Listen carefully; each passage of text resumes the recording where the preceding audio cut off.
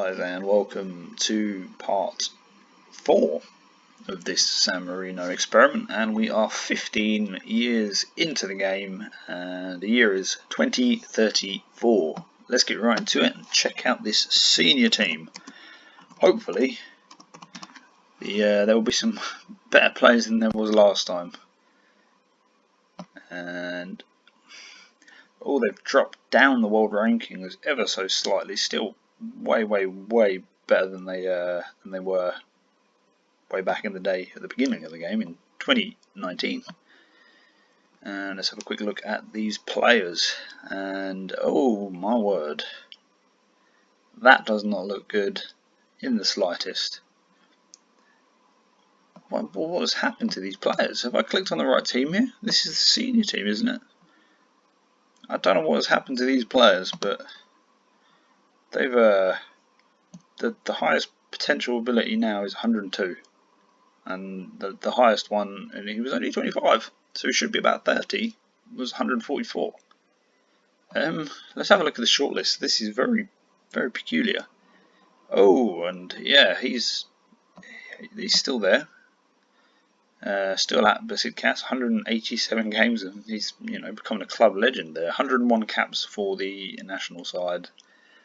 And Musialoni is 116 caps. That's very impressive. And still at FC Dallas, 250 games for them. So two legends of the game there. Filippo Berardi is still playing. 37 years old now. And he is playing in Italy, and yeah, I think he's made over 500 appearances, so his career is kind of winding down now. But let's not take our attention away from this fella here, Marco Ragini. Potential ability of 177, and that's got to be kind of, that's nearly world class, like legendary status. And 16 years old. As a goalkeeper, I think hopefully he's fairly professional with his personality, so he should develop nicely. I think it'd be interesting to see that we've caught him in his first year here, and yeah, I mean, there might be light at the end of the tunnel for this nation after all. Let's have a look at the schedule. We go back to 2029. Where do we go up to? The George games, and they finished the rest of the year without a win. Got a draw with Ireland, which isn't bad going. Lost quite a few games though. Nothing. The losses are narrowing. Apart from the Austria game, they are narrowing ever so slightly. On to 2030, and managed to get 3 wins. 1-0 win against Latvia in a friendly. They beat Armenia 3-2 and Belarus 3-1, but they lost the rest of their games. So I think they've probably done enough to keep their heads above water. Yep, I believe so. And they went the entire year with just losses. I think this is where the downturn of the team must have happened. I mean, 4-1 loss against Bulgaria, 7-0 against Switzerland. Things are starting to look bleak for this nation. They went unbeaten in their friendlies, but again, competitive football. 1 draw against Moldova, and the rest they're gonna have to go back into the playoffs, I reckon. And they just scraped through with a penalty win against Armenia, 2-2 on aggregate.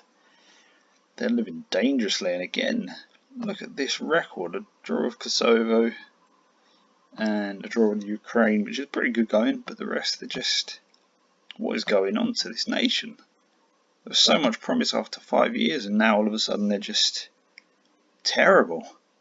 And they started this year with a draw against Montenegro and a 3-0 win against Liechtenstein. And I mean, looking at this group that they've got here, I'm half expecting them to be fairly comfortable in this. I mean, then again, the side is very average now. I really don't know what's happened to the sides here. I don't know if if those players have retired from international football. There is a way to find out, I believe. We'll have a quick look. We've got time. I'm trying to keep these videos short and sweet for you guys. And yep, international retirement at only 30 years old, letting their nation down. And let's check this fella out. Yep. Well, yeah, it's all up in the air now. And Juvenez de Ghana are still the main team in this save. And we'll go back to 2029. Have a look. And oh, we saw that one. They lost that. They lost in the Euro Cup 2 after being knocked out. Another loss there. Did they manage to get through? Yeah, they managed to get through. They won the tie. Oh no, they must have. No, they lost. Yeah, 2-1. Had a moment there, and 31-32 is much better. They beat Hibernians. I believe that's the Maltese version of. Yep, not the Scottish version of the team. 1-1 penalties. Beat Connors Key 2-0 and then lost to Olympia. That's how you pronounce it. And then they beat St Julia in the. They're done pretty well here. Euro Cup 2 second qualifying round. They then won 3-1 on aggregate against Calju. And then in the fourth qualifying round, it took that team to beat them. 4-0 on aggregate of Moldova. So that was an impressive run there from them. And back to how it was, Slovan Bratislava, they lost in the Champions Cup. And then in the Euro Cup 2, they lost to Lincoln of Gibraltar. And 33-34, they lost to Dundalk in the Champions Cup. And then I've noticed that teams from San Marino always come up against Karabakh in the European games.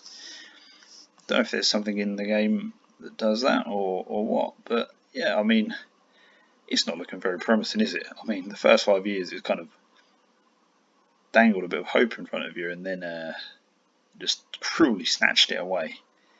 But they do have a absolutely top player ready to go in the goalkeeper Marco Raggiini. And yeah, I guess there's only one way to find out how things happen, and that is another 5 years. I will see you guys then. Take care. Bye bye.